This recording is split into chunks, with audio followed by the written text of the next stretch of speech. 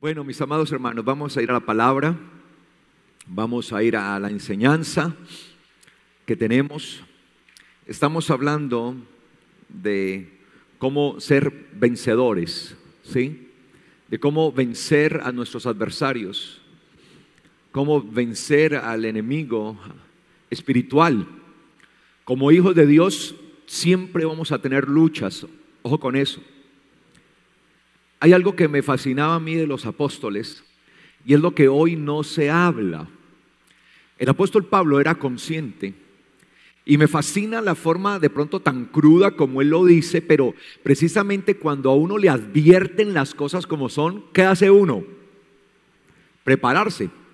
Pero cuando a uno no le advierten las cosas como son, pues lo van a coger a uno así, de imprevisto. Y el apóstol Pablo, por ejemplo, en cuanto a él, dice el apóstol Pablo, porque por cuanto el Señor me ha prometido. ¿Cuántos creen que el Señor hace promesas? ¿Cuántos aman las promesas del Señor? Y mire que el apóstol Pablo había recibido promesa. El apóstol Pablo dice, por cuanto el Señor me ha prometido que me corresponden angustias, necesidades, persecuciones, a donde quiera que yo vaya. Mire esa promesa tan linda. ¿Le parece linda? Esa es la promesa que tenía el apóstol Pablo. Por cuanto el Señor me ha prometido que donde yo vaya, me corresponderán tribulaciones, angustias, persecuciones, azotes. ¿Quién va a decir amén a eso? Difícilmente. De hecho, a mí me cuesta también decir amén a eso. Pero como el apóstol Pablo era consciente, a él no le prometieron, el Señor le dijo, te prometo que tus sueños se van a hacer realidad y que vas a tener la casa de tus sueños y el vehículo último modelo, ¿sí? Entonces él se imaginaba pues allí un carruaje tirado por un caballo de esos de paso fino. No, nada de eso, ¿no? El apóstol Pablo, entonces él por eso no se daba por vencido. Y a pesar de que, por ejemplo, llegó un día un profeta llamado Agabo y dijo, tomó un cinto y dijo, el dueño de este cinto, cuando llegue a Jerusalén, lo van a azotar, prácticamente lo van a dejar muerto. Imagínense ese tipo de profecía. Y el cinto era de Pablo. Y allá fue a Jerusalén y él no dejó de ir. De hecho, le trataron de reconvenir, trataron de convencerle que no fuera, ¿sí? Que no fuera, de que no fuera. Trataron de reconvenirle de eso, de que no fuera. Pero ¿qué hizo Pablo? Fue, y justo tal la profecía se cumplió. Azotes le dieron y casi lo matan. ¿Qué es lo que estoy diciendo con esto, mis amados hermanos? Que a pesar de que se nos habla a veces la cruda realidad, esa cruda realidad nos permite a nosotros ser conscientes y estar mucho más preparados por las situaciones. Si yo a ustedes les predico un evangelio de promesas donde su vida solamente va a ser de lujo y promesas de bienestar y que todo le va a salir bien, la primera situación difícil que le venga a usted, inmediatamente va a salir ¿qué? Corriendo. Porque eso contrasta contra lo que yo le hubiera estado diciendo a usted de que iba a cumplir sus sueños y que todo lo iba a ir bien. Sin embargo, el Señor nos dice que a pesar de que en este mundo tendremos ¿qué? Aflicciones, debemos estar confiados. ¿Por qué? Porque Él ha vencido el mundo, ¿sí? En el mundo tendrán aflicciones, pero confíen en mí porque yo he vencido al mundo. Entonces nuestra confianza está en el Señor, que a pesar de que vengan las aflicciones, las adversidades, las angustias, aún el Señor en su misericordia nos dará la victoria. Amén. Nos dará la victoria. Entonces, mis amados hermanos, esto es lo que nosotros debemos entender. Y por eso es tan necesario que nosotros veamos todo esto acerca de cómo vencer nuestros enemigos, ¿sí? Cómo vencer a los adversarios espirituales. Estamos llamados a tener la victoria y estamos entendiendo que quienes vencen, bueno, como dice Primera de Juan, y quiero que vayamos ahí nuevamente, es ahí el texto que hemos estado viendo, Primera de Juan capítulo 5. ¿Quién es el vencedor? ¿Quién es el que va a vencer? ¿Quién es el victorioso? Primera de Juan 5:1 dice: todo aquel que cree que Yeshua es el Mesías, este ha nacido de Dios, y todo el que ama al que engendró, ama al que ha sido engendrado por él. Versículo 2. En esto conocemos que los hijos de Dios amamos, cuando amamos a Dios practicando sus mandamientos. ¿Cuándo amamos a Dios? Practicando sus mandamientos. Nunca se le olvide eso. Y esto debe ser una práctica continua, es decir, una práctica diaria. No puede ser de ciertos periodos, periódica, no, debe ser diaria, continua, ¿sí? Debe ser continua la práctica. Y dice, porque esto o este es el amor a Dios. ¿De qué se trata el amor a Dios? Que guardemos sus mandamientos.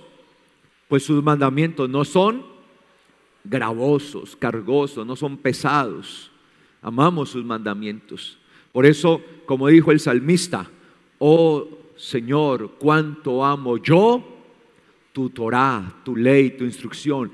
Es ella mi deleite de día y de noche. ¿Podernos deleitar de qué? Día y de noche. Cuánto amo yo tu ley, dice el salmista, Salmo 119. Cuánto amo yo tu ley, es ella mi deleite de día y de noche. Entonces, es eso, entender que no son gravosos, sino que es un deleite, un deleite. Y sigue diciendo, porque todo el que es nacido de Dios es el que vence al mundo. Entonces, el primer requisito que ya lo estuvimos viendo, para vencer el mundo hay que nacer ¿de quién? De Dios. Eso es lo que nosotros llamamos el nuevo nacimiento. Hay que nacer de Dios. Y esta es la victoria. Miren, ¿nuestra victoria cuál es? Esta es la victoria que ha vencido al mundo, nuestra fe. Es decir, que nuestra victoria está en la fe. Y que no es la fe personalizada o de cada uno de nosotros, sino que es la fe superlativa. La fe superior, esa fe que trasciende todo conocimiento, que es la fe en el Hijo de Dios. Es decir, nuestra fe en nuestro Salvador Mesías, Yeshua. Amén. En Él debe estar nuestra fe. Su fe no debe estar puesta en nada más.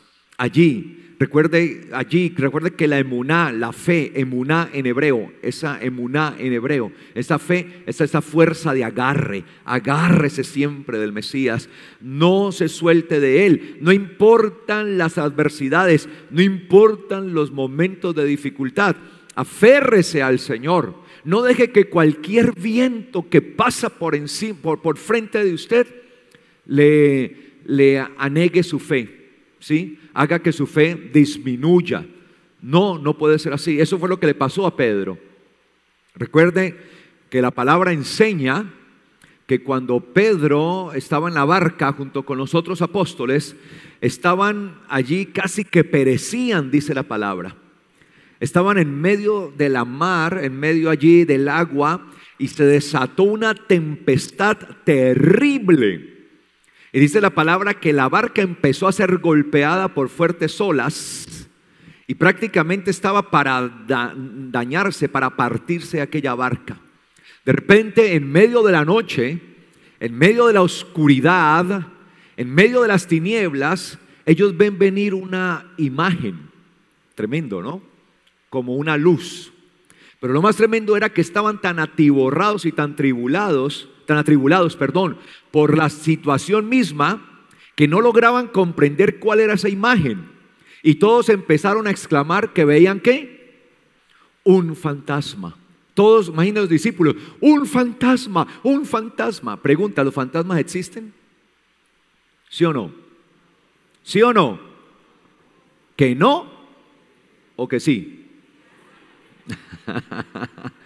A ver, sí existen. ¿Quiénes dicen que los fantasmas existen? A ver, que no existen. ¿Y entonces qué?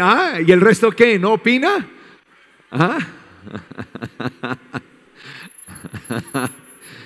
Como alguno me citará, pastor, es mejor callar, porque el que calla aún es sabio, ¿no? Los fantasmas no existen, son el resultado de la imaginación. Existen, sí, obviamente, los espíritus inmundos, el mundo espiritual, pero un fantasma como tal no existe. Y la gente termina viendo fantasmas cuando están tan oprimidos, tan angustiados, y se les aparece el fantasma de la B, por ejemplo. Algunos que están allí angustiados por no descender, empieza a aparecérsele, por ejemplo, un fantasma con una B, por ejemplo, ¿no? No es que tenga nada en contra de... ¿Sí? Hasta el diablo se le aparece el fantasma. Imagínense, ¿no? Algunos ya entenderán por qué digo que hasta al diablo se le aparece el fantasma de la B, ¿no? Entonces, pero entonces, ya volviendo, ya hablando como es en serio, ¿sí? Mire cómo los espíritus inmundos pueden tocar la mente de la gente, o la adversidad también es usada, si la situación contraria es usada por el enemigo para confundir ¿qué? Nuestra mente. Quien venía caminando sobre el mar era el mismo Mesías. Si ven un fantasma y si lo lograron ver en medio de la oscuridad, en medio de la noche tenebrosa y en medio de una tormenta tan terrible, es porque venía ¿qué? Resplandeciendo. Porque para poderlo ver en medio de la noche y en medio de la tormenta y en medio de todo eso, tenía que venir resplandeciendo. Pero ellos solamente atinaban a decir que era un fantasma. Y era el Señor. Y el Señor viene hacia ellos. Y de repente en esa duda empiezan una duda. Bueno, ¿es un fantasma o es el Señor? ¿Es un fantasma o es el Señor? Y Pedro dijo: Señor, si eres tú, manda que yo vaya a ti, ¿no? Si eres tú, mira, tenía que duda, él no estaba seguro. Si eres tú, manda. ¿Y qué le dice el Señor? Pues venga, hermano.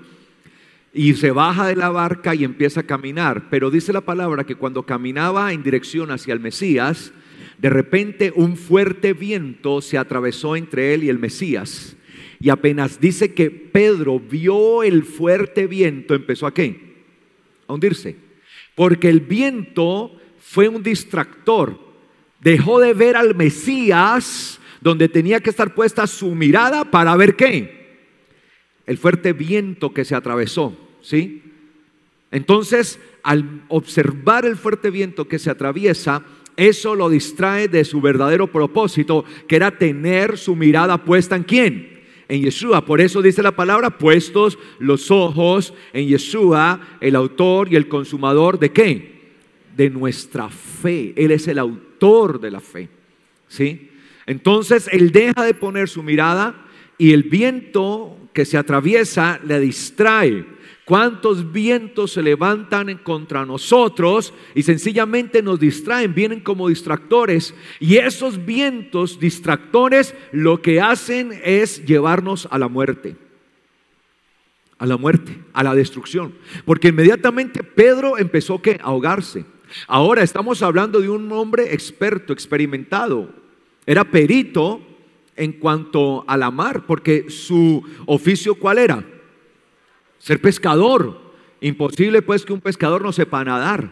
Un pescador es curtido en el nado. De hecho, la mayoría del tiempo ellos permanecían ¿en dónde? En el agua. No ahí con una varita ahí esperando. No, eso es para que les gusta un momento de diversión, que van y no dependen de eso. Y si usted va a depender de la pesca, no puede quedar ahí en la barca, perdón. Por lo general mantenían el agua. Y eso les desarrollaba a ellos una capacidad increíble para el nado, para afrontar las dificultades del mismo mar y todo esto. Y un experimentado pescador se estaba ¿qué? Ahogando. Y ahí estaba el Señor. Y se estaba ahogando y el Señor ahí parado viéndolo. Y el Señor no hacía nada, imagínense. ¿Cuándo el Señor hizo algo? Cuando Pedro gritó: Señor, sálvame. Ahí ya despejó su duda. O sea, allá no le podía quedar duda si era un fantasma ahora el Señor, porque si era un fantasma, de malas. Entonces ya no le quedó más duda. Señor, si eres tú, si es que eres tú, manda que yo camine a las aguas, en las aguas. Y empezó a caminar. Y cuando ya empezó a hundirse por causa del viento ese, que dejó de mirar al Señor por causa del viento, ahí ya no le queda otra que decir y gritar: Señor, sálvame. Y dice que inmediatamente el Señor asió de su mano, ¿sí? Tomó de su mano, lo tomó, ¿sí? Y lo sacó. E inmediatamente dice que entraron ¿a dónde? A la barca. Mire lo que dice la palabra, ¿sí? Él ya no tuvo otra. Entonces usted no espera a tener el agua al cuello y que ya se va a ahogar para decirle: Señor, sálvame. Más bien esté siempre dependiendo ¿de qué? De Él. Y no permita que los vientos contrarios quiten de usted le distraigan y usted quite de Él la mirada, ¿ok? Entonces dice acá que esta es la victoria que ha vencido al mundo, nuestra fe. Obviamente cuando habla de nuestra fe, es la fe ¿en quién? En el Mesías, no se olvide de eso. ¿Quién es el que vence al mundo? El que cree que Yeshua es el Hijo de Dios. Eso también lo estuvimos entendiendo. ¿Qué significa que Yeshua sea el Hijo de Dios? Y sigue diciendo el versículo 6: este es el que vino mediante agua y sangre, Yeshua Mesías, no solo por el agua, sino por el agua y por la sangre. Y el Espíritu es el que da testimonio, porque el Espíritu es la verdad. Porque tres son los que dan testimonio: el Espíritu, el agua y la sangre, y estos tres concuerdan. ¿Ok?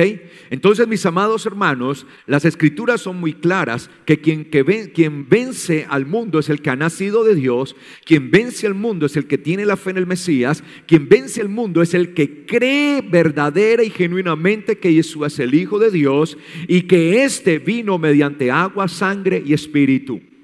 Y eso es lo que estamos entendiendo ahora. El testimonio de Yeshua mediante agua, sangre y ¿qué? Y espíritu, porque ese es el que vence. Amén. Entonces nosotros debemos tener claro, muy claro, quién es Yeshua para nosotros. Y hace 8 días estuvimos hablando del testimonio del agua, y ese testimonio lo vimos a través del bautismo que hizo el mismo Señor, no necesitando ser bautizados, por cuanto el bautismo que predicaba Juan era un bautismo ¿para qué? Para arrepentimiento. Pero cuando Yeshua se acercó a él, a Juan Bautista, Juan le dijo: no voy a permitir que tú me bautices a mí, que yo te bautice a ti, porque yo necesito ser bautizado por ti, Señor. Pero ¿qué le dijo el Señor? Hazlo, Juan, bautízame, porque es necesario que yo cumpla toda justicia, que cumplamos toda justicia. Entonces, ¿por qué se bautizó el Señor, el Mesías? Porque necesitaba arrepentirse de algo, para dar ejemplo de cumplimiento de toda justicia. Hoy vamos a ver el testimonio de la sangre. Testimonio de la sangre. Mateo, capítulo 26. Mateo 26. Versículos 27 y 28. Este texto nos traslada al momento en que nuestro Mesías Yeshua está celebrando la fiesta de Pesaj con sus discípulos, sus apóstoles. Y ahí en medio de la celebración de la fiesta de Pascua, o Pesaj en hebreo, está el Señor reunido con ellos, preparada la mesa de Pesaj, la mesa de Pascua. Y él había tomado el pan de Pascua. ¿Cómo se llama el pan de Pascua? Matzá. Matzá o pan sin levadura, ¿sí? Un pan ácimo, no ácido, sino ácimo, ¿sí? El pan ácimo o sin levadura. Un pan ácimo es un pan que no contiene levadura. Y después de eso, dice la palabra que tomó una copa, dice versículo 26. Y tomando una copa, dio gracias y se las dio ¿a quiénes? A sus discípulos, diciendo: beban de ella todos, pues esto es mi sangre del nuevo pacto, diga nuevo pacto, que por muchos es derramada. ¿Para qué? Para redención de los pecados. Mire, ¿para qué? Redención, remisión, redención, perdón de los pecados.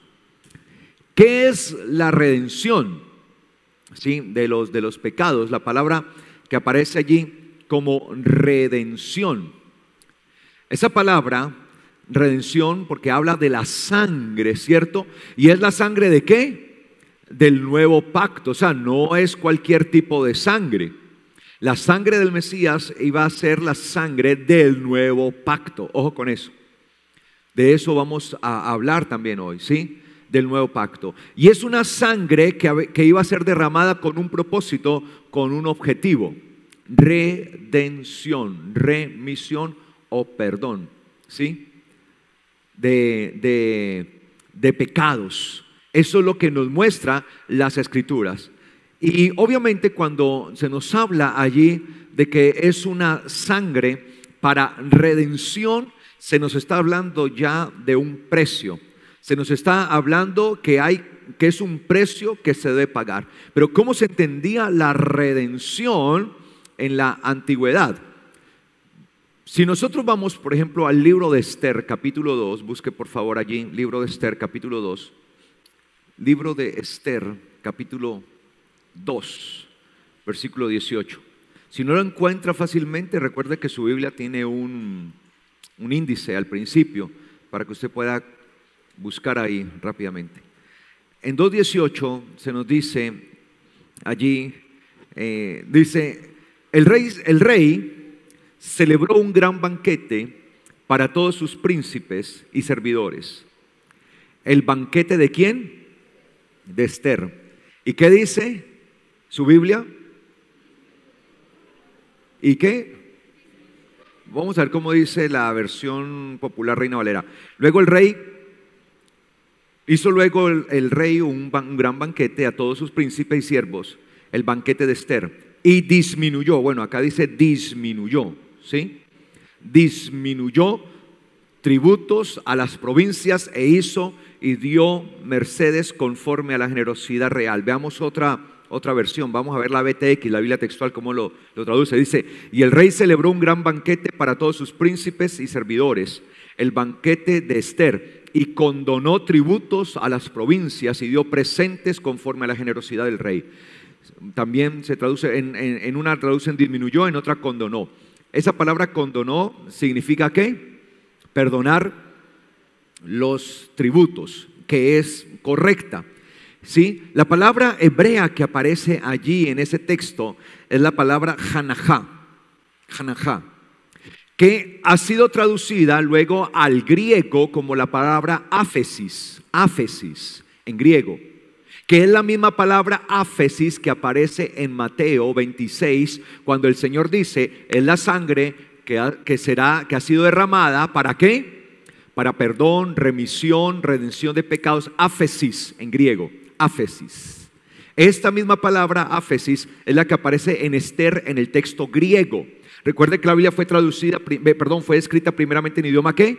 Hebreo, y luego traducida al griego. Por tanto, la palabra hanajá en hebreo es la que corresponde en griego ¿a qué? A áfesis. Y hanajá significa perdón de una pena o un impuesto, ¿sí? Es el perdón que se da por algo que se debe, ¿sí? Por un impuesto o algo o una deuda impagable, algo que nadie puede pagar.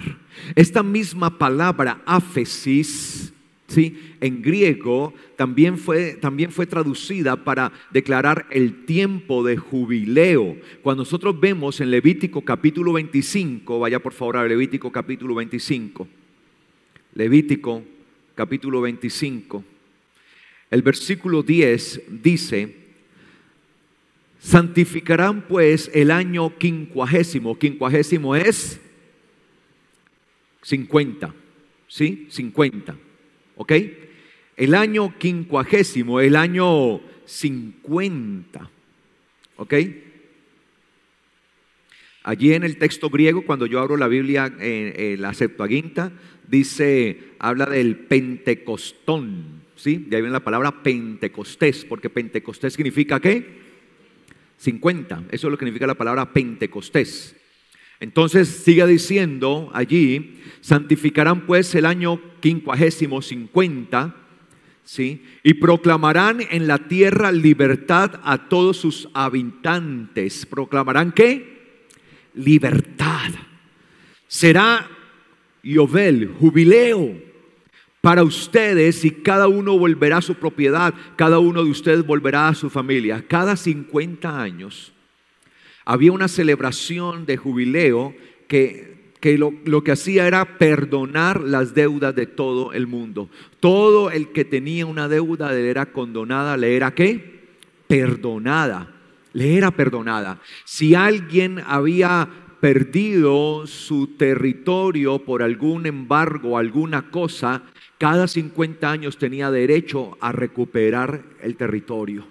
¿Sí? Eso es parte de la justicia de Dios, no como la cuestión humana que quitan y quitan y quitan, y los bancos y el gobierno y eso, no.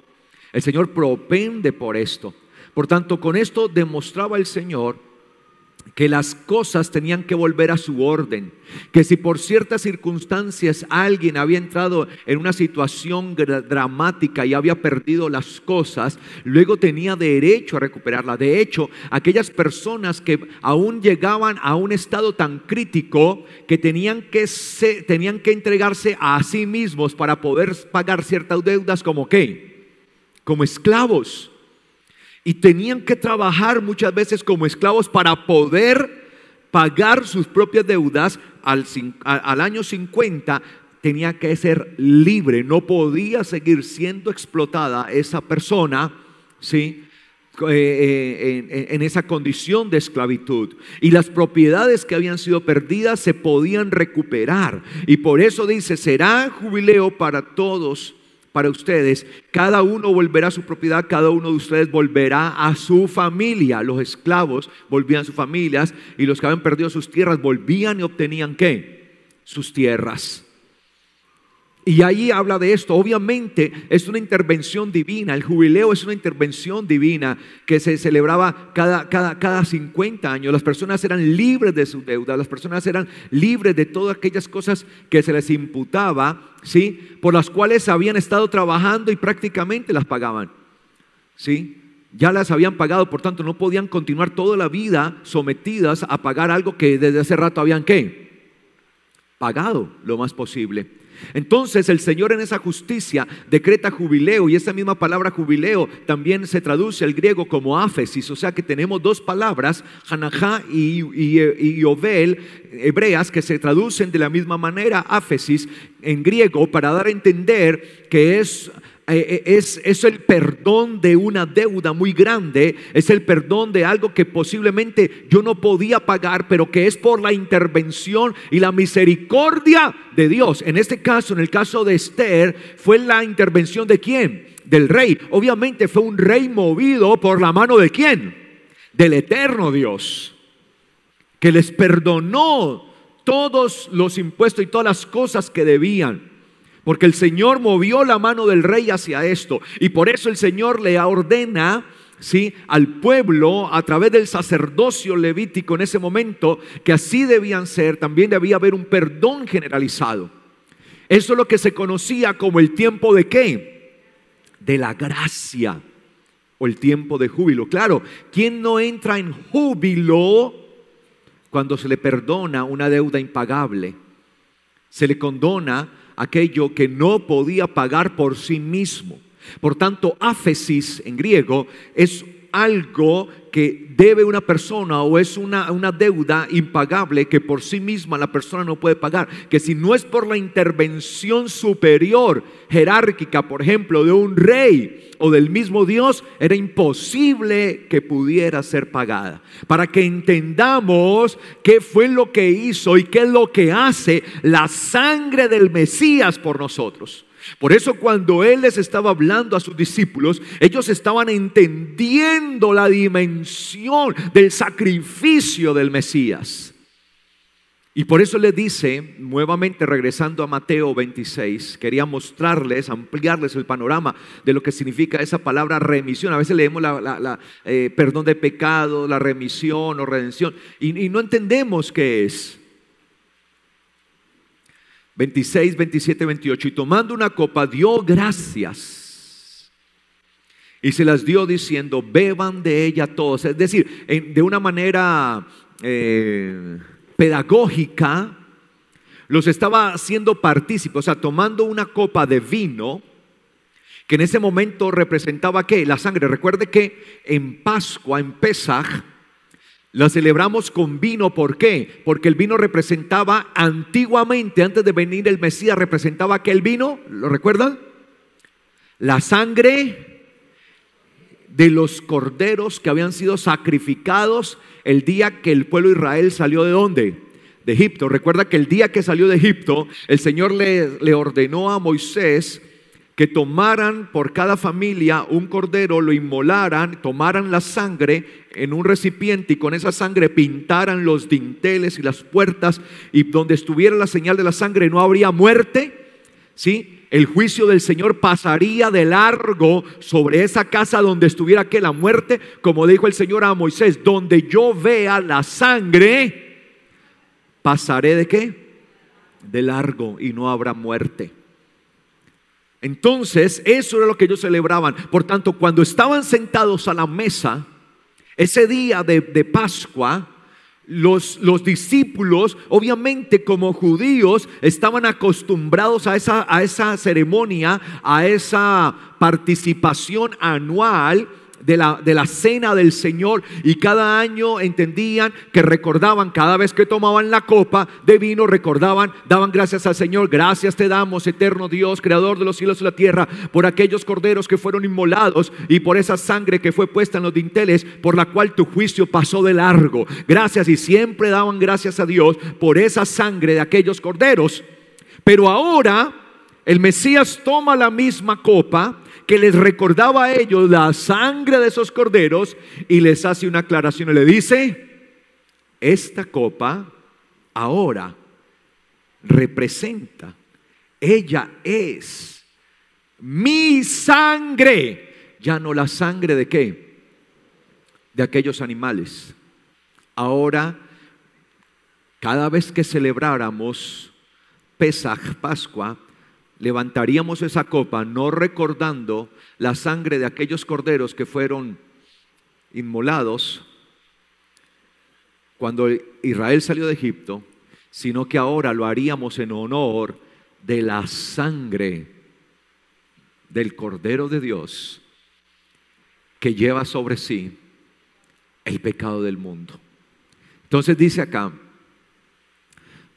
pues esto es mi sangre del nuevo pacto, y les hace referencia a eso. ¿A qué? Al nuevo pacto, que por muchos de ustedes es derramada para redención, es decir, para el perdón, es decir, para perdonar lo imperdonable, para pagar lo impagable. Fue a precio de sangre que su salvación y mi salvación se consiguió. Se pagó un altísimo precio. Entonces tenemos ya el testimonio de la sangre. ¿Cuál es el testimonio de la sangre? Que aquella sangre es la sangre ¿de qué? Del nuevo pacto. Y que por esa sangre es que nosotros podemos ser redimidos, se nos pueden condonar nuestros delitos y pecados. Amén. De ahí entonces entendemos Jeremías 31. Vaya por favor a Jeremías 31. Jeremías 31, 31 dice: he aquí, vienen días, dice Yahweh, en los cuales haré un nuevo pacto con la casa de Israel y con la casa de Judá. ¿Un qué? Nuevo pacto. Es decir, estaba profetizado siglos antes que habría un nuevo ¿qué? Pacto. 800 años antes, un nuevo pacto, fue profetizado, un nuevo pacto. Lamentablemente, por ignorancia, cuando la gente habla del nuevo pacto, inmediatamente piensan que están hablando del Nuevo Testamento. Digo que por ignorancia. Y que cuando se habla del viejo pacto o del antiguo pacto o del pacto antiguo, se está hablando del Antiguo Testamento o Viejo Testamento. Por ignorancia. Antiguo Testamento y Nuevo Testamento no tienen nada que ver acá. De hecho, para mí, yo no concibo que se dividan las escrituras en Nuevo Testamento y Antiguo Testamento. Las escrituras son una sola. Y todas ellas son ¿qué? Inspiradas por Dios. Que hubo escrituras antes del Mesías y que hubo escrituras después del Mesías es otra cosa. Pero las escrituras son las mismas. No piense que Yeshua vino a dividir las escrituras. Si Él vino a partir algo, fue la historia de la humanidad. Si es que partió algo, porque así lo hizo, fue la historia de la humanidad, quedó partida en dos, pero no las escrituras. Las escrituras son una. Que eso se lo inventaron lo de Nuevo Testamento y Antiguo Testamento, pretendiendo darle un mejor orden, una sistematización a las escrituras, para darle, digamos, como cierto orden. Pero eso que se hizo de buena forma, de buena gana, de buena fe, posteriormente los indoctos, los inconstantes, como dice la palabra, que tuercen las escrituras, torcieron eso para decir que cuando se habla de nuevo pacto está hablando de Nuevo Testamento, y cuando se habla de antiguo pacto está hablando de Antiguo Testamento. Craso error, un error en ignorancia. Entonces dice acá: he aquí vienen días, dice el Señor, los cuales haré un nuevo pacto. Entonces ese haré un nuevo pacto no está hablando del Nuevo Testamento, sino un nuevo ¿qué? Pacto. Con la casa de Israel y con la casa de Judá. No como el pacto, mire, no como el pacto que hice con sus padres el día que los tomé de su mano para sacarlos de la tierra de Egipto. Entonces, ¿cuándo se firmó ese pacto en sangre? ¿Cuándo? Léalo, ahí está, lo acabamos de leer. El día que tomó a los padres y los sacó de su mano de la tierra de Egipto. Ese día, el día que el Señor los sacó de la tierra de Egipto. Claro, ese era el pacto en la sangre de animales. Ese era el pacto y estaba vigente hasta el tiempo de Yeshua. Estaba vigente, allí estuvo vigente. Ese fue el pacto. Ahora, entrado en escena Yeshua, con su sangre se constituye un nuevo pacto. Por tanto, si ya hay un nuevo pacto, significa que hay un pacto anterior, que ya es antiguo, obsoleto. Por tanto, estamos hablando es de la sangre, el pacto en la sangre. Por tanto, lo que quedó obsoleto, como dice Hebreos, que el antiguo pacto ha quedado obsoleto. Y cuando habla del antiguo pacto, no está hablando del Antiguo Testamento. Está hablando de ese pacto que se firmó el día que el Señor los sacó de la tierra de Egipto. Es tan clara la palabra. Por eso yo digo, yo soy teólogo,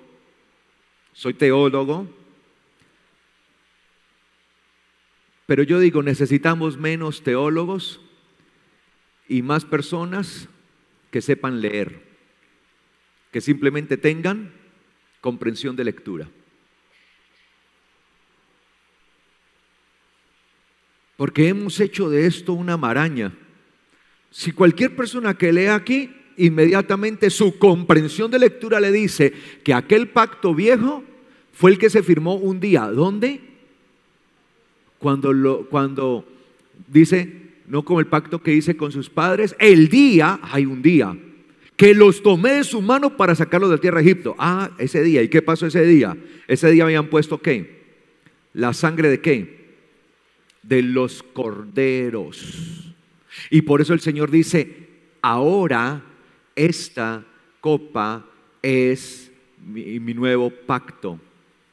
Pacto en mi sangre. Es el nuevo pacto en mi sangre. Es decir, ya no es en la sangre de animales, sino en ¿qué? En mi sangre. Sencillo. ¿Qué de dificultad tiene eso? Pero vaya usted, explíquele a la gente eso y verá en el problema que se mete.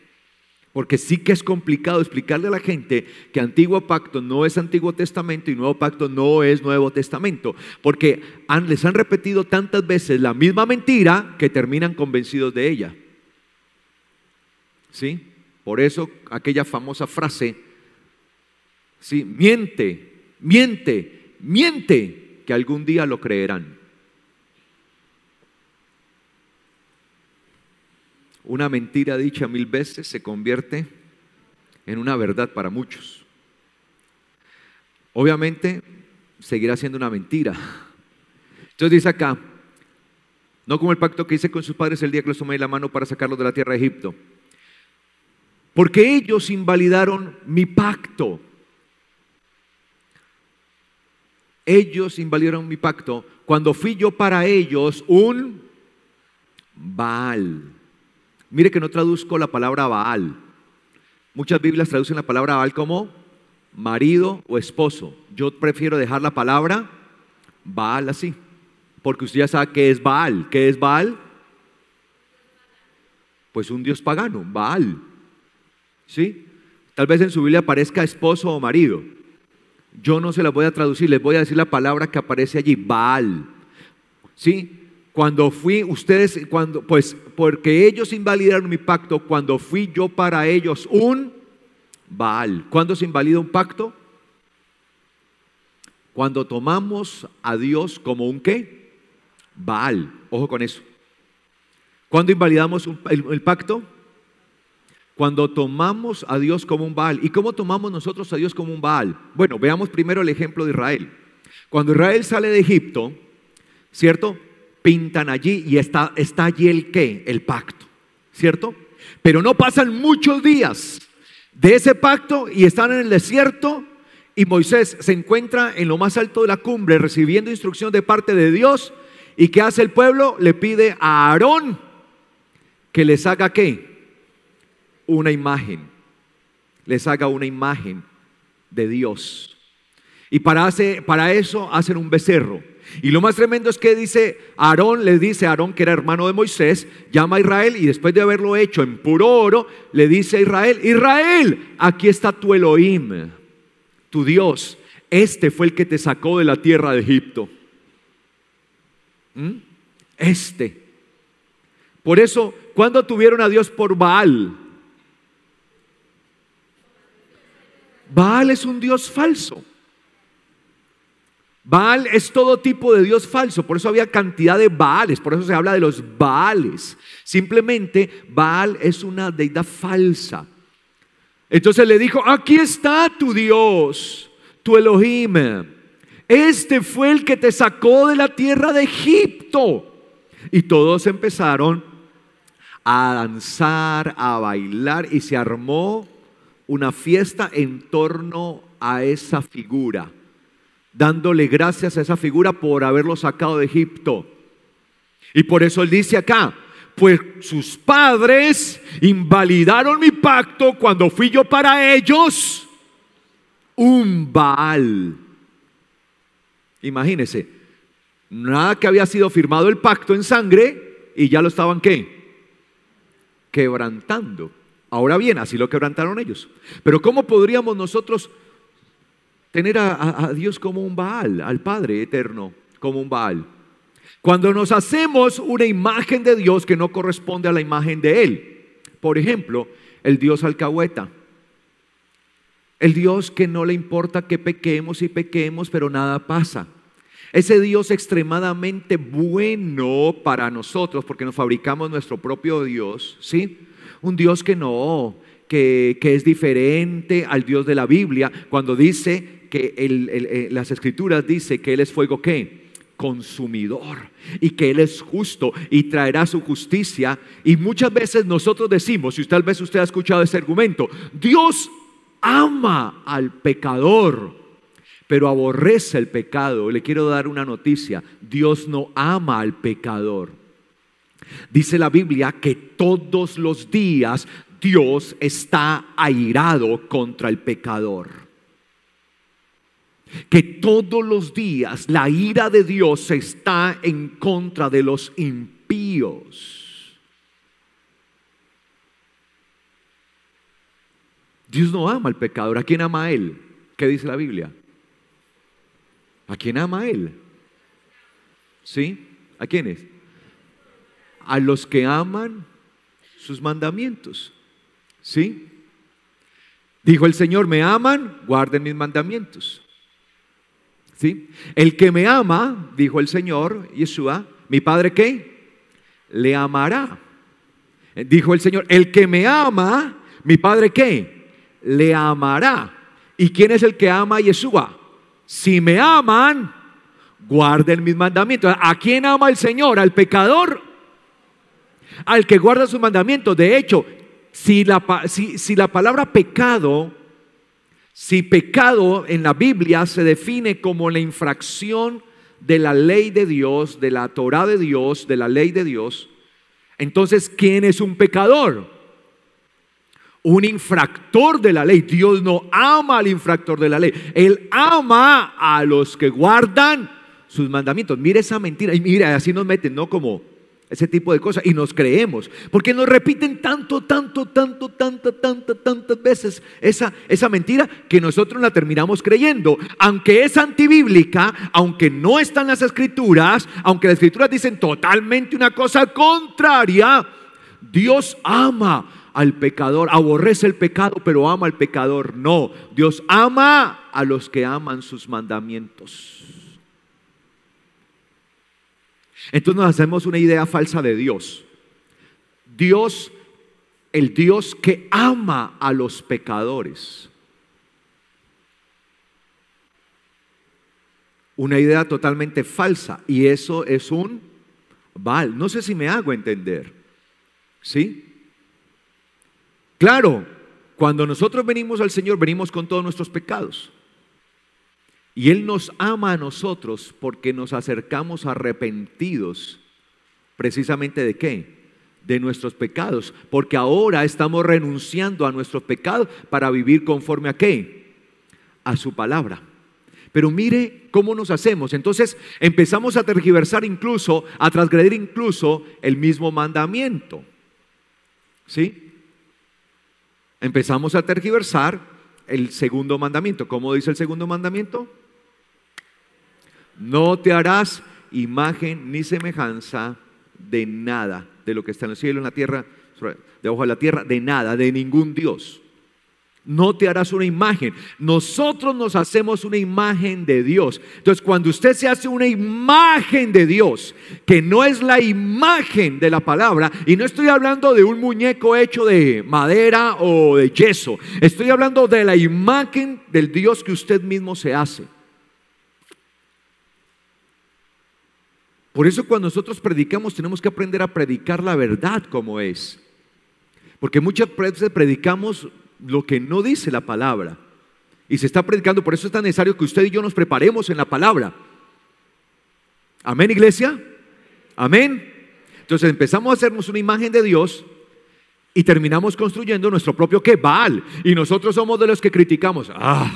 Ese pueblo de Israel, viendo las grandes señales, viendo todos esos juicios que el Señor trajo sobre Egipto y cómo los salvó y cómo abrió el mar y cruzaron para hacerse luego un becerro, una imagen. Pues esa era la imagen del Dios que ellos tenían en Egipto y siguieron con esa misma imagen.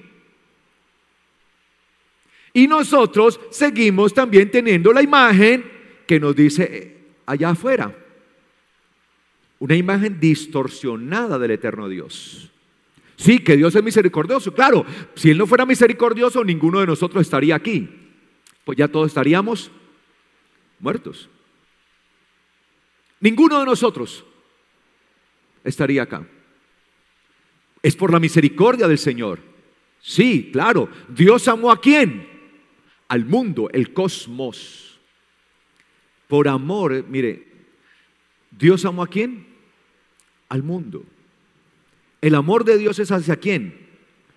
Al cosmos, mundo, hacia toda su creación. Él redime al hombre y quiere redimir al hombre para redimir también ¿qué? Su creación. Por eso dice que la creación gime por la revelación de ¿quiénes? De los hijos de Dios, por la manifestación de los hijos de Dios. Que se manifieste ese momento. Y por eso dice que la creación tiene en sí misma como dolor de ¿qué? De parto, sufre.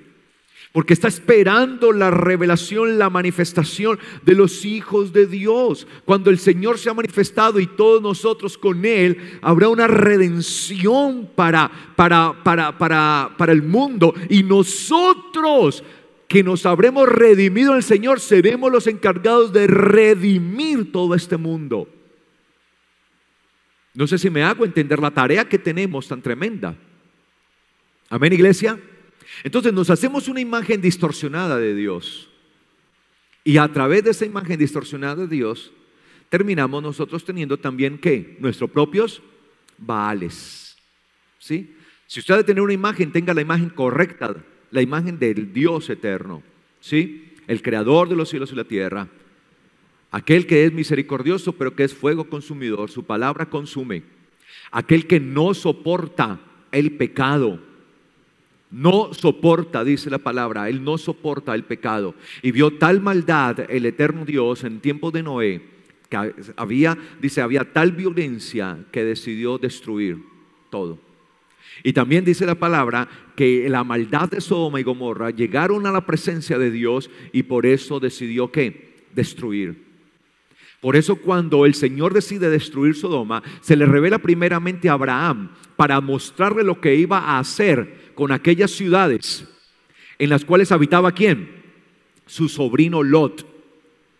Y el Señor le revela, y Abraham, como un hombre misericordioso, porque nosotros tenemos que aprender a tener misericordia, amén, intercedió por la ciudad. Nosotros no estamos para declarar juicio, no como los discípulos, que al ver cómo se comportaban las multitudes, ¿qué dijeron ellos? ¿Qué dijeron? ¿Qué pidieron? Señor, permítenos hacer descender fuego sobre esta gente como Elías. No, imaginen que hubieran tenido la potestad para hacer descender fuego. Queman a todo el mundo. Gracias al Señor que no hay alguien más acá que tenga el poder de hacer descender fuego, porque Dios mío, ya estaría volando a todo el mundo. No, Él pidió misericordia. Cuando se le dijo, va a descender fuego sobre estas ciudades y van a ser destruidas, ¿qué hizo Abraham? Por favor, Señor, ten misericordia, ten misericordia. ¿Y qué le dijo el Señor? Listo, si hubiera 50 justos, no la destruiría. Y Abraham le dice, Señor, por favor, ten misericordia. Bueno, no, que no sean 50, Señor, que sean 40. Y el Señor le dice, listo, si hay 40 no le destruyo. Y Abraham, listo, Señor, 30. Y le dijo el Señor, por 30 justos no la destruiré. Entonces Abraham le dijo, Señor, por 20. Y el Señor le dice, si hay 20 justos, no la destruiré. Entonces Abraham baja su apuesta, Señor, por 10. Si hubieran 10, no la destruiré. ¿Entendió Abraham que no había qué? Justos. ¿Habían qué? Pecadores. Si el refrán ese de que Dios aborrece el pecado, pero ama al pecador, entonces no qué, no los hubiera destruido. Entonces el Señor le dijo, salvaré a tu sobrino Lot y a su familia. Y cuando a Lot le llegó la noticia que fueron los ángeles a anunciarle, dice que los ángeles dijo, vaya y anuncia a su familia. Las hijas de él tenían sus esposos. Y dice que fue a donde sus yernos. Ay, que a mí no me vaya a tocar uno así, porque si le hago que descienda fuego del cielo, hermano. Fue donde sus yernos y les dijo, viene destrucción de parte de Dios, alístense y nos vamos. ¿Y qué dice la Biblia? Y sus yernos, ¿qué? Se burlaron de él. Ay, a mí que me manden uno de esos, hermano. Ahí sí, pido también, Señor, que descienda fuego. Se burlaron de él. y no quisieron oírle. Se burlaron. Entonces dice que sacó a sus 2 hijas, a su esposa y él, y los sacó de aquella ciudad. Y vino la destrucción. ¿Sí me hago entender, mis amados hermanos? Sí, la misericordia de Dios es muy grande. De hecho, nadie conoce en realidad lo que es la ira de Dios. ¿Que han habido juicios? Sí. Sodoma, Gomorra, tiempo de Noé, hubo juicios, pero nadie conoce qué es que sea desatada la ira de Dios. La ira de Dios apenas va a ser desatada. Y cuando sea desatada, los hombres van a decir, dice la Biblia, ¡ay! ¡Ay! ¡Ay! Dice la palabra. Ahí sí van a conocer lo que es el juicio de Dios. Aprovechemos la misericordia de Dios, pero no nos hagamos una imagen de un Dios que no existe. Hagámonos la imagen real del Dios que existe. Amén. Entonces dice acá, versículo 33, pero este es el pacto que haré con la casa de Israel después de aquellos días, dice Yahweh, daré mi Torá en su mente. ¿De qué se trata el nuevo pacto? Que la Torá que estaba escrita en piedras, ahora iba a pasar a estar escrita ¿en dónde? En el interior de la persona. Daré mi Torá en sus mentes y la escribiré en su corazón. Entonces, antiguo pacto, Torá escrita en piedras. Nuevo pacto, Torá escrita en corazones. Antiguo pacto, sangre de animales. Nuevo pacto, sangre del Mesías, el Cordero que lleva sobre sí el pecado del mundo. Sencillo. ¿Se necesita uno estudiar una cantidad de años teología para entender esto? No. Y no estoy diciendo que sea malo estudiar teología. Yo soy teólogo, como les digo. Es mi responsabilidad, estoy al frente de una congregación. Las mismas leyes de Colombia me demandan que yo tenga una titulación válida como teólogo, como lo que soy, ante el Ministerio de Educación, y tengo mi titulación. Pero no por eso es que entiendo este texto. Y la escribiré en su corazón, y yo seré a ellos por Dios, y ellos me serán por pueblo. Seré el Dios de ellos. ¿Él es Dios de quién? El Eterno es Dios de quién. ¿De qué pueblo? De aquel pueblo sobre el cual se escribe su ley, su Torá en sus corazones. Amén. ¿Quieres ser hijo de Dios? Permita que su espíritu escriba, grabe su ley, su Torá en su corazón. Eso es el nuevo pacto.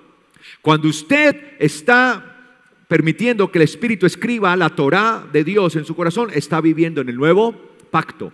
Es decir, que usted está siendo lavado por la sangre preciosa del Mesías. Amén. De eso se trata. Ahora miremos lo que dice Mateo 27. Vamos a ver esto acá. Tremendo esto. Mateo 27. Versículo 24. Y 25, dice, Mateo 27, 24, 25 dice, capítulo 27, versículos 24 y 25 dice, viendo Pilato que nada adelantaba, que no conseguía nada con lo que estaba diciéndole a la multitud, sino que se hacía aún más alboroto, tomó agua y se lavó las manos delante del pueblo diciendo, soy inocente de la sangre de este justo. Oiga, tremendas las palabras de Pilato. Ahora, lo que nosotros debemos entender es que cuando Yeshua llegó a Jerusalén, él llegó 4 días antes a Jerusalén para la fiesta de Pesaj. Recuerde que la fiesta de Pesaj, bíblicamente, de acuerdo al calendario bíblico, se celebra el día 14 del mes de Aviv o Nisan, que es el primer mes del calendario. Ojo con eso. Aviv es el primer mes, bíblicamente. Bíblicamente es el primer mes del calendario. ¿Sí? Y el día 14. Pero ¿qué sucedía? Cuando nosotros leemos las escrituras, dice que desde el día 10 de Aviv o Nisan, se disponía un cordero,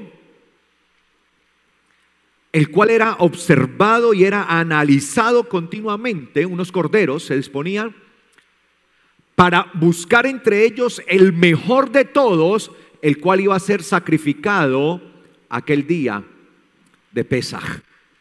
Y durante 4 días era ¿qué? Inspeccionado. ¿Y quién hacían esto? Los sacerdotes.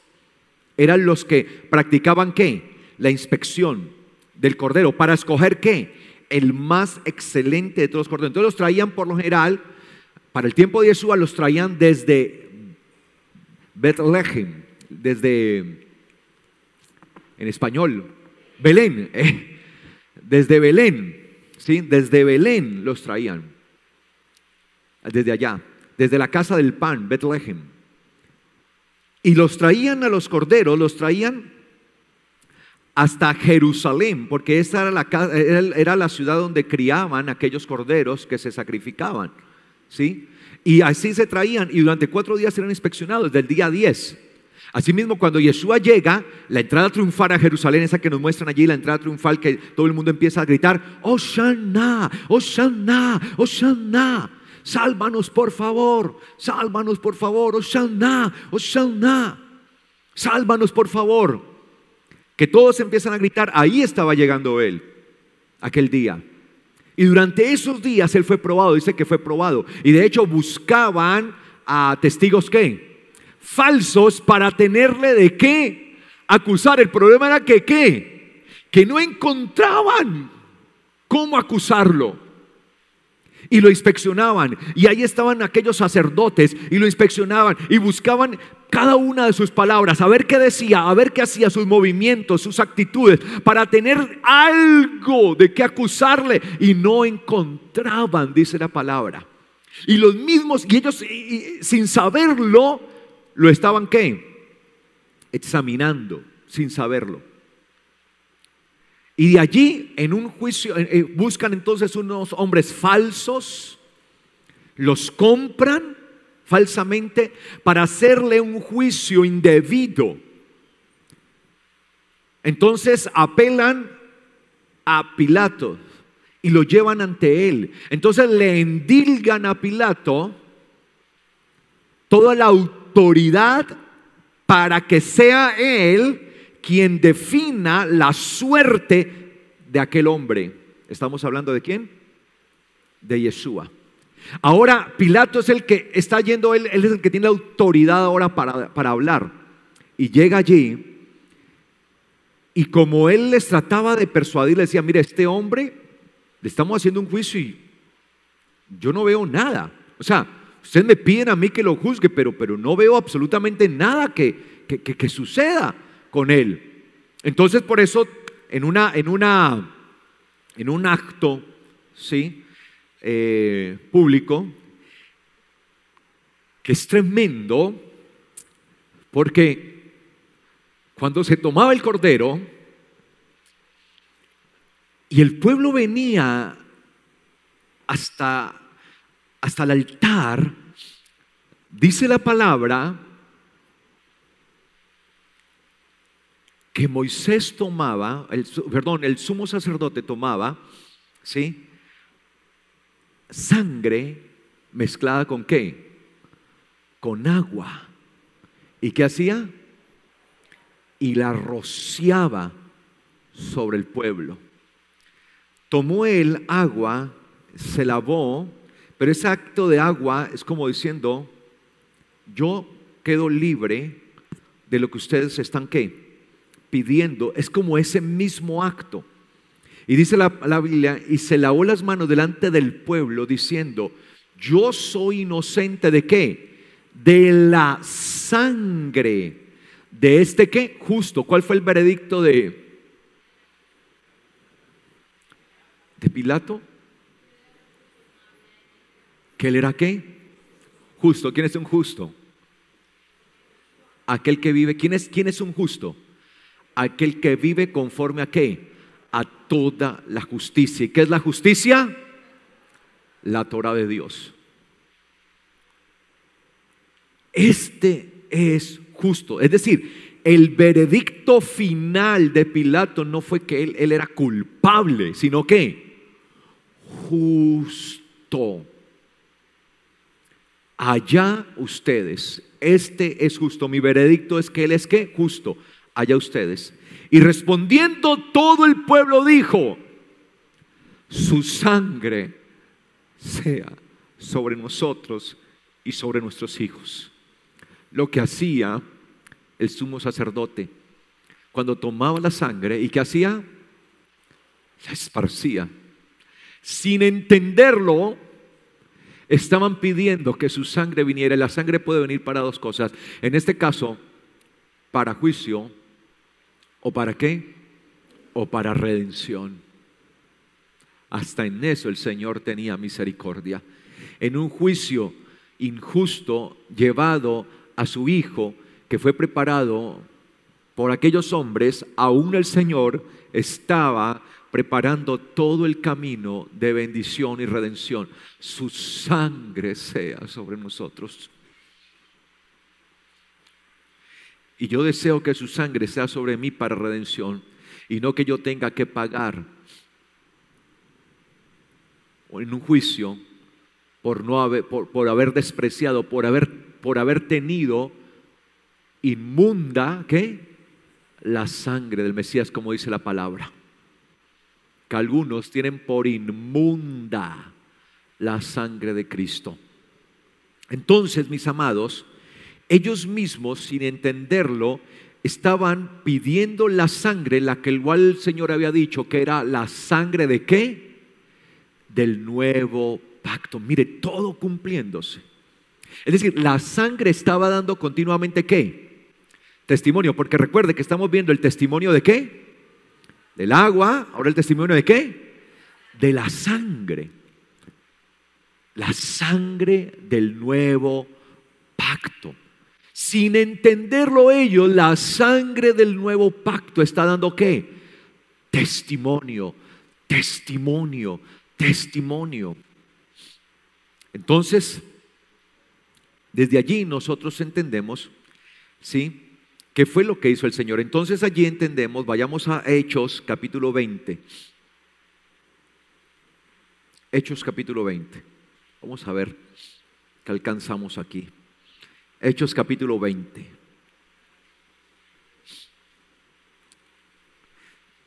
Cuando yo veo todo esto, o sea, todo esto que dice la palabra, toda esta revelación tan tremenda, siempre termino quebrantado. Por eso yo me pregunto, ¿cómo es posible que la gente no crea las Escrituras? Leamos desde el versículo 16. No, del versículo 18.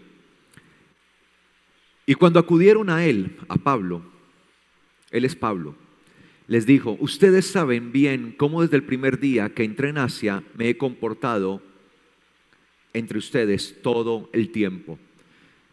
El testimonio de un hombre de Dios debe ser continuo, debe ser todo el tiempo. Por eso yo sé que como ministro del Señor y como pastor de esta congregación, soy una carta abierta a todos ustedes, y tengo que mi testimonio debe ser continuo en todo momento. Sé esa gran responsabilidad, y es la responsabilidad de todo ministro del Señor.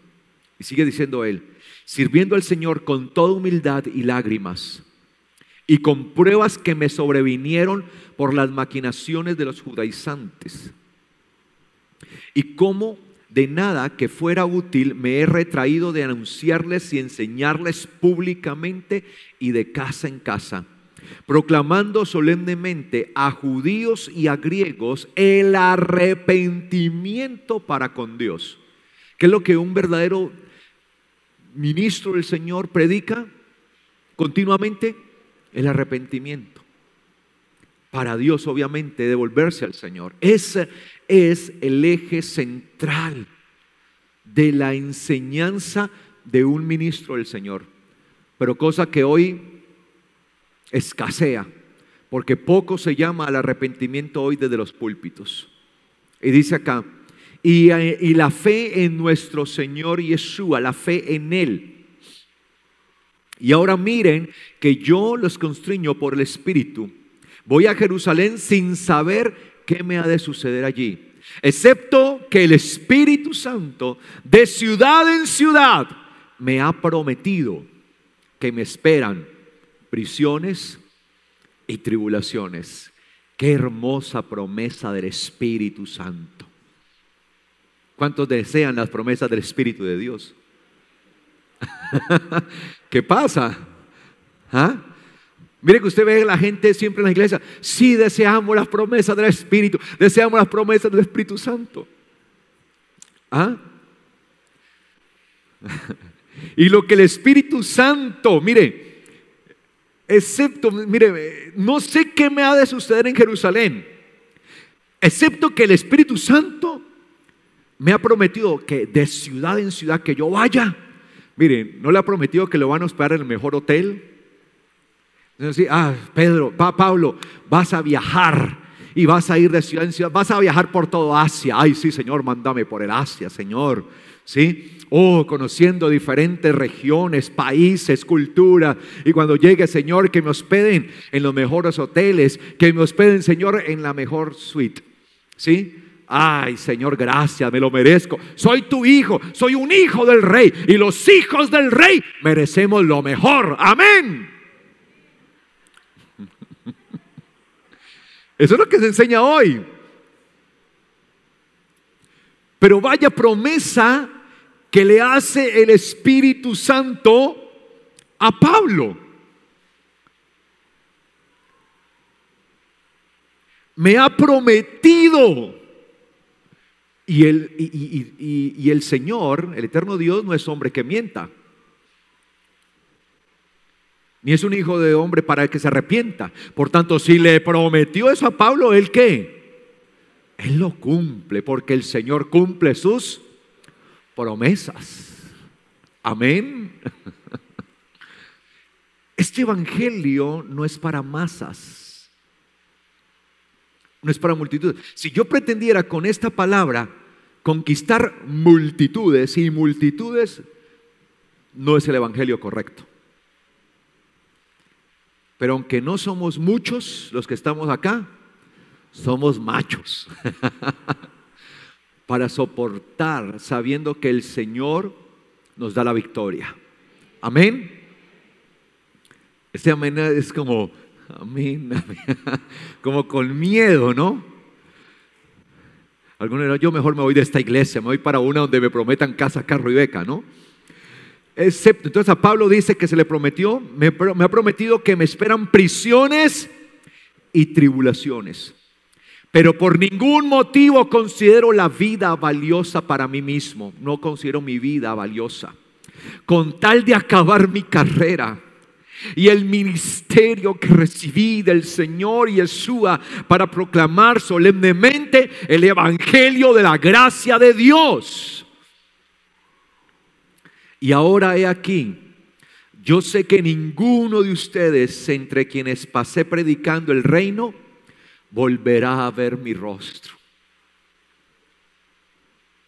Es una carta de despedida, es un momento de despedida. Ustedes, yo no volveré, no me volverán a ver, porque moriré. Eso es lo que yo digo, qué contraste a cómo se edificaba la iglesia de aquel entonces a cómo se edifica la iglesia de hoy. Por eso se edifica de una manera tan absurda, tan light a la gente, que se le quebró la uña y ya está poniendo el grito en el cielo. Ay, ¿por qué me mandas esta prueba, Señor? Apenas ayer me hice la manicure, Señor, ¿y por qué se me quiebra? No puede ser, Señor. Sí. Donde no soportamos nada y nos quejamos por cualquier cosa. Y Pablo, sabiendo todo lo que le esperaba, no pensaba en otra cosa que en terminar su carrera. Eso nos demuestra la valentía. Por eso la Biblia que los cobardes no entran al reino de los cielos. Un cobarde no entra al reino de los cielos. No importa los problemas que usted y yo tengamos, tenemos que terminar la carrera. Amén. Tenemos que concluir, no como Elías, que cuando se vio perseguido y se vio amenazado por la reina, inmediatamente huyó al desierto como un cobarde y se tiró allí y dijo: Señor, quítame la vida, no quiero vivir más. ¿Y por qué estaba huyendo Elías? Del miedo que lo matara. Entonces mire qué contradicción. Si quería morirse, pues vaya y le coloca la cabeza a la reina que lo está buscando. Jezabel, la reina Jezabel lo estaba buscando. Recuerde que Elías había desafiado a los sacerdotes de Jezabel y habían caído en vergüenza y todos ellos murieron. Entonces la reina lo mandó a amenazar y le dijo: mañana a estas horas estarás como uno de mis sacerdotes, degollado, ¿sí? Lo llevaré al degüello. Y apenas lo amenaza, sale corriendo: Señor, quítame la vida. Y dice que el Señor le manda un ángel y le lleva alimento y bebida, y el ángel lo toca y le dice: levántate, come. Y dice que ¿qué hizo Elías? Se levantó, comió, bebió. ¿Y qué dice? ¿Y qué hizo? Y volvió otra vez a tirarse allí. Y volvió por segunda vez el ángel, lo tocó y le dijo: come, bebe y levántate, porque el largo camino te resta. No es cuando usted y yo queramos, es cuando el Señor diga. Amén. No es cuando usted y yo queramos, es cuando el Señor diga. Por tanto, no se supone que yo digo cuándo se termina esto. Es el Señor que dice: ya, basta, hasta aquí y hasta ahí fui. Pero mientras el Señor me dé vida, seguiré en la carrera. Así me correspondan prisiones y tribulaciones, seguiré en la carrera. Y el Señor le dijo: levántate y anda, porque harto camino te resta. Le dijo a Elías.